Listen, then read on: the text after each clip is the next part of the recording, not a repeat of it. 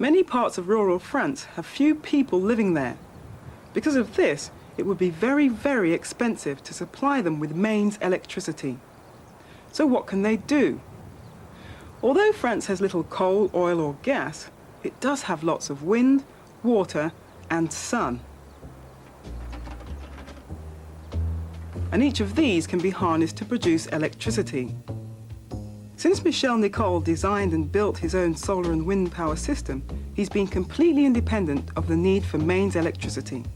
His system works all year around and powers both his domestic and work appliances.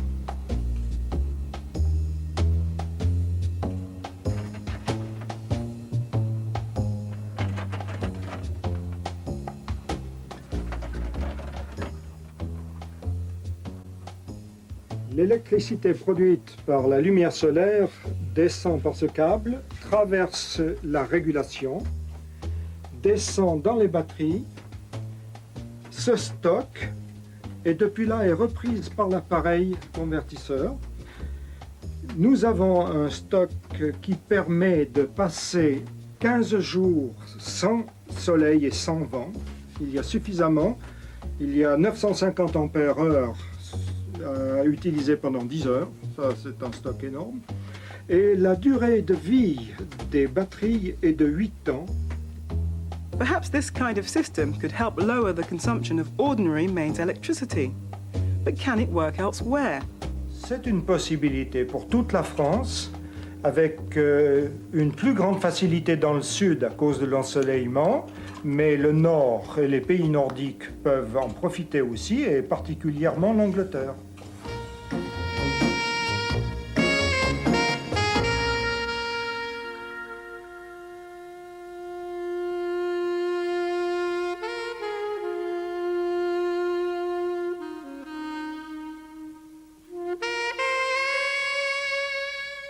Are the adverts right? Can low-energy light bulbs save money?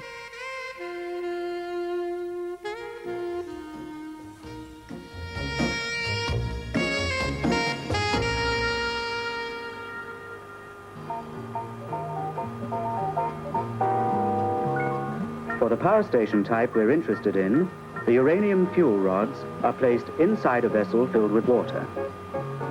A pump circulates the water, which heats up against the rods and passes on its heat to an exchanger where it cools down.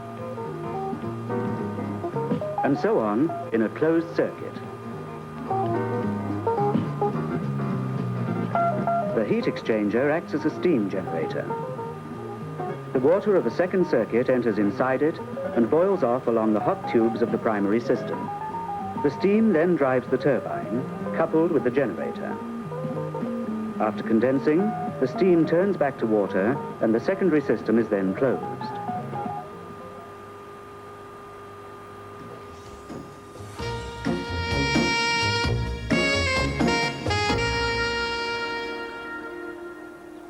However electricity is generated, it has to be carried to the user by cables.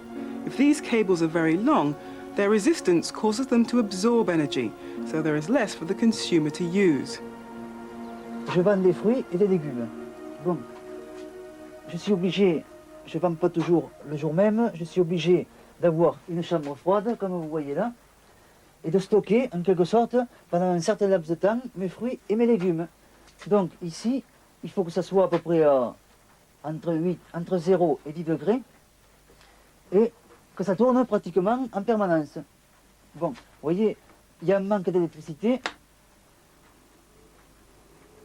Si je la laisse, ça va disjoncter. Je suis obligé, la moitié du temps, de la laisser arrêter. Surtout la nuit, vu que moi, le matin, je me lève très de bonne heure, 4h30 du matin, et je me réveille avec un radio-réveil électrique.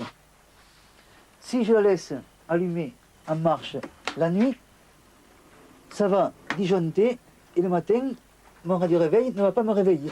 et je ne me réveillerai pas et je manquerai mon marché, ce qui est déjà arrivé. Is it possible to reduce the resistance of these transmission cables so that no energy is lost? Superconductors like this black rod made out of a kind of pottery could be the answer. In many ways, superconductors are very similar to ordinary conductors. In fact, at high temperatures, they're just the same. They have a resistance, they obey Ohm's law perfectly. But then something very strange happens. You cool them down, and as you cool them further and further down, suddenly, at a certain temperature, Ohm's law is no longer obeyed, and their electrical resistance completely vanishes. It really is a genuine zero resistance. It suddenly starts to cost you no energy at all to pass a current through the wire. With the current technology, the applications for widespread power transmission look fairly limited, because even the best superconductors we have at the moment require cooling to liquid nitrogen temperatures before the superconductors will superconduct. That means that would mean having the whole national grid of a country at minus 196 degrees Celsius, very cold, and that would actually cost more money than it would be worth. When cooled to liquid nitrogen temperature, superconductors also gain unusual magnetic properties, causing them to levitate.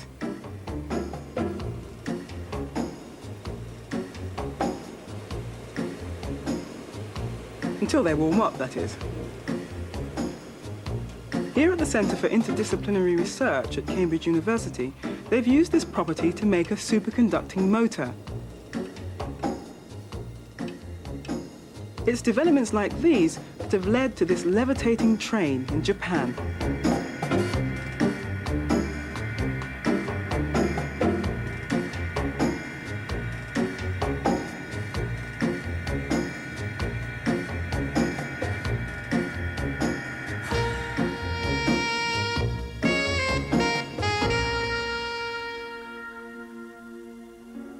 This piece of metal gives out radioactive particles, but they're invisible.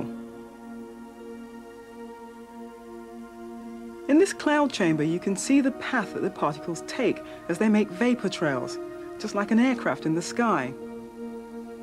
The trails are formed by tiny droplets of alcohol forming around the particles as they move along.